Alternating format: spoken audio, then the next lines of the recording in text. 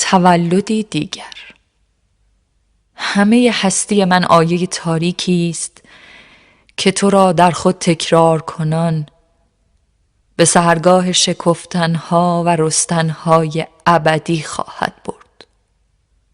من در این آیه تو را آه کشیدم. من در این آیه تو را به درخت و آب و آتش پیوند زدم.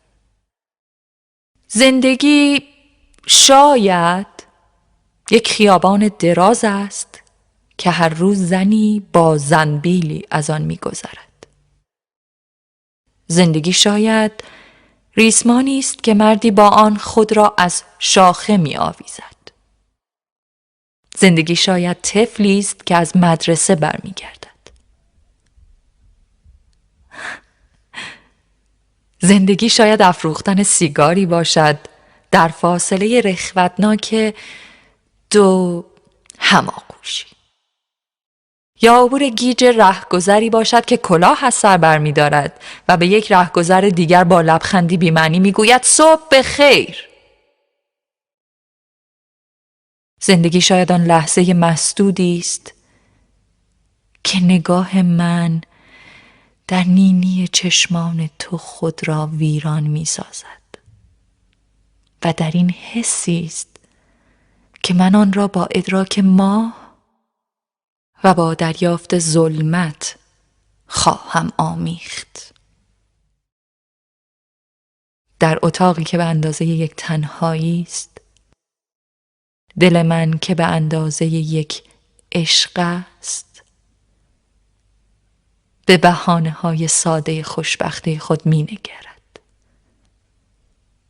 به زوال زیبایی گلها در گلدان، به نهالی که تو در باغچه خانه‌مان کاشته‌ای و به آواز قناری‌ها که به اندازه یک پنجره می‌خوانند.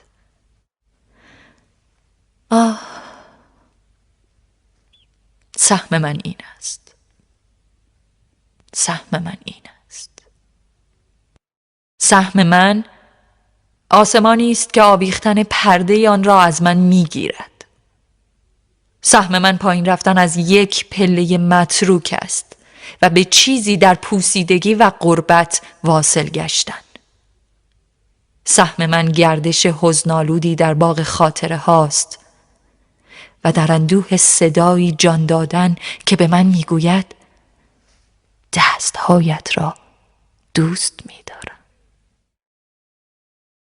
دستهایم را در باغچه می‌کارم. سبز خواهم شد.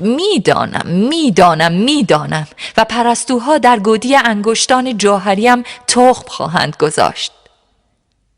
گوشواری به دو گوشم می‌آویزم از دو گیلاس سرخ همزاد و به ناخن‌هایم برگ گل کوکب می‌چسبانم.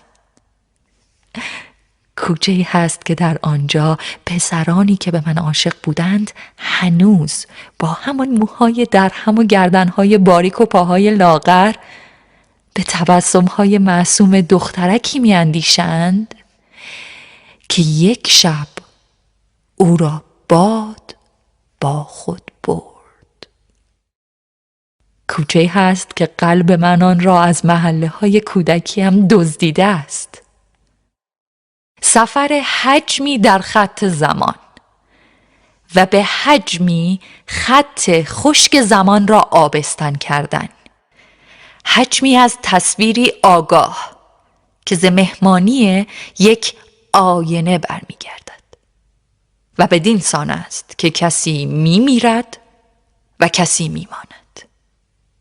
هیچ صیادی در جوی حقیری که به گودالی میریزد مرواریدی صید نخواهد کرد. من پری کوچک غمگینی را میشناسم که در اقیانوسی مسکن دارد و دلش را در یک نیلبک چوبین می نوازم. آرام آرام.